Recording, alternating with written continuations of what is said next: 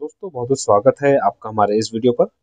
जैसा कि आप लोग देख सकते हैं हमारे सामने एक ऑटोमेटिक वोल्टेज स्टेबलाइजर रखा हुआ है जो कि 10 केवी का ऑटोमेटिक वोल्टेज स्टेबलाइजर है। इसमें देखिए 60 एम्पीयर की रिले यूज़ कर रखी है, इसमें 3 रिले यूज़ कर रखी हैं और इसमें देखिए जो सर्किट लगा रखा है ये काफ़ी पुराने मॉडल का सर्किट है और इसमें किसी भी प्रकार का कोई हाई कट और टाइमर वगैरह नहीं दे रखा है क्योंकि ये स्टेबलाइजर काफ़ी पुराना है और पहले के समय में हाई कट और टाइमर को लोग इतना वैल्यू नहीं दिया करते।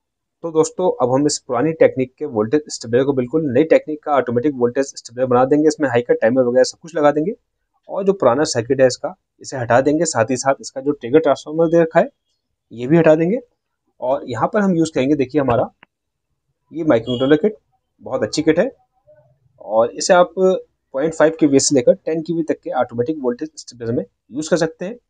इसमें 3 ऑपरेटिंग रिले और एक टाइमर रिले के लिए ऑप्शन दे रखा है और सबसे बड़ी बात यह है हमें इसमें किसी ट्रिगर ट्रांसफार्मर की जरूरत नहीं पड़ेगी और आराम से आप ये किसी भी नए स्टेबलाइजर में या फिर पुराने स्टेबलाइजर में बहुत ही आसानी से इंस्टॉल कर सकते हैं। तो आज हम आपको ये इस वोल्टेज स्टेबलाइजर में इंस्टॉल करके बताएंगे, चलाकर बताएंगे, तो फिर जुड़े रहिए हमारे साथ। तो ये माइक्रोकंट्रोलर किट लगाने का हमें बहुत ज़्यादा बेनिफिट रहता है।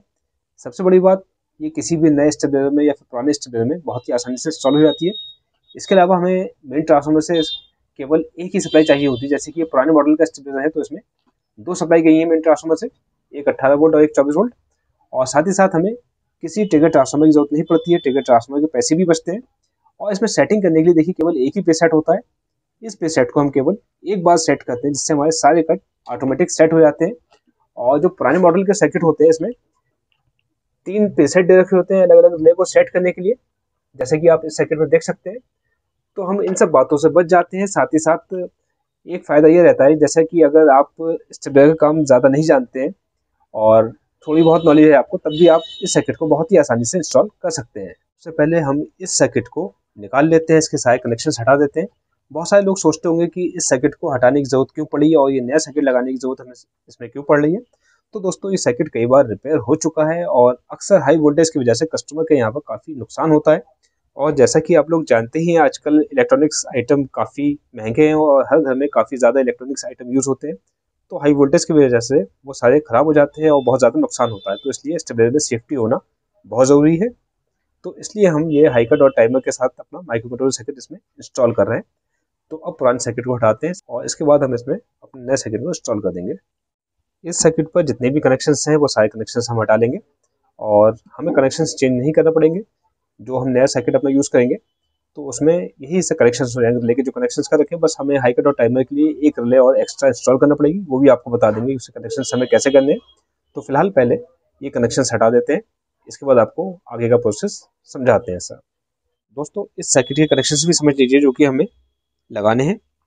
देखिए सबसे पहले इस पर 024 वोल्ट लिखा हुआ है तो यहाँ पर हमारी मेन ट्रांसफार्मर से एक सप्लाई आ जाएगी, इसी सप्लाई जो कि 20 वोल्ट से लेकर 24 वोल्ट के बीच में होना चाहिए।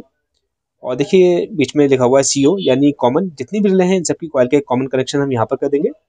इसके बाद IP2 यानी इनपुट 2 रिले का कनेक्शन, इसके बाद IP1 यानी इनपुट 1 रिले का कनेक्शन, कॉइल का कनेक्शन। और ये देखिए OP यानी आउटपुट, जो हमारी आउटपुट रिले है इसकी कॉइल का कनेक्शन यहाँ पर आ जाएगा। और CUT कट यानी जो हमारी हाई कट और टाइमर की रिले होगी उसकी कॉइल कनेक्शन यहाँ पर आ जाएगा। और देखिए जो CO लिखा है ये हमारी जितनी भी रिले लगी हैं इसमें 3 ऑपरेटिंग रिले और एक टाइमर रिले, इन सबकी कॉइल का एक वायर हम कॉमन करेंगे, वो वायर कनेक्शन हमारा यहाँ पर आएगा। ठीक है, यहाँ से इसके कनेक्शन हो जाएंगे। अब आपको बताएंगे कि हम जो एक रिले इसमें अलग से लगाएंगे हाई कट और टाइमर के लिए उससे कनेक्शन कैसे करेंगे, तो चलिए वो भी समझ लीजिए। देखिए दोस्तों ये जो हमारी आउटपुट वाली रिले है और इसका पोल पर से एक वायर निकल कर ये हमारा आउटपुट सप्लाई पर जाता है, तो ये वायर हम निकाल लेंगे।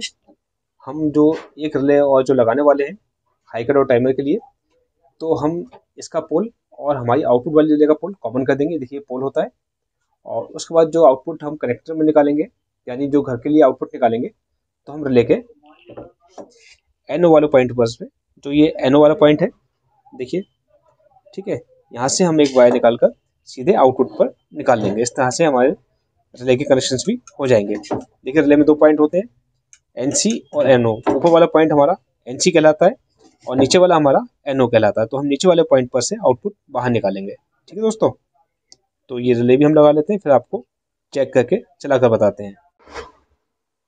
ये देखिए हमने रिले के और सर्किट के सारे कनेक्शंस कर लिए हैं और एक वोल्टमीटर ये देखिए हमने स्टेबलाइजर की आउटपुट पर लगा रखा है, ये हमें आउटपुट वोल्टेज बताता रहेगा। अब हम इसे चेक करते हैं, आपको चलाकर बताते हैं। ये देखिए, हम डिमर की सहायता से धीरे धीरे वोल्टेज बढ़ाएंगे, इसलिए हमारी वर्क कर रही है, बट हमारा स्टेबलाइजर भी आउटपुट नहीं निकाल रहा है क्योंकि इसका टाइमर अभी वर्क कर रहा है। वैसे तो ये 30 सेकंड का टाइमर रहता है, यानी 30 सेकंड के बाद आउटपुट बाहर छोड़ता है। अगर हमें जल्दी स्टार्ट करना है तो देखिए यहाँ पर एक स्विच का जैक रहता है, इसे हम शॉर्ट कर देंगे तो हमारी आउटपुट जल्दी आ जाएगी। अब हम आउटपुट 200-250 वोल्ट के बीच में सेट करेंगे। ये देखिए, आउटपुट वोल्टेज भी हमारा 250 वोल्ट से थोड़ा प्लस जा रहा है, तो हम इसे 250 वोल्ट पर रोक देंगे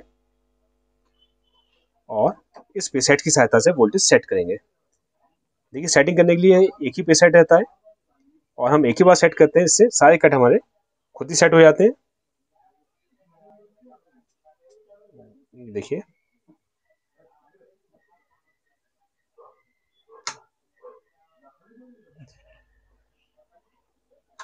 ये देखिए कट हमारे सारे सेट हो चुके हैं, हमें बार बार सेट करने की जरूरत नहीं पड़ेगी। इस सर्किट का यही बेनिफिट होता है कि हमें अलग अलग प्रीसेट सेट नहीं करने, इससे हमारा हाई कट वगैरह सब कुछ एक ही बार में सेट हो जाता है। दोस्तों, उम्मीद है आपको वीडियो पसंद आया होगा। वीडियो पसंद आया हो तो प्लीज़ वीडियो को लाइक कर दीजिए। वीडियो देखने के लिए आपका बहुत बहुत धन्यवाद।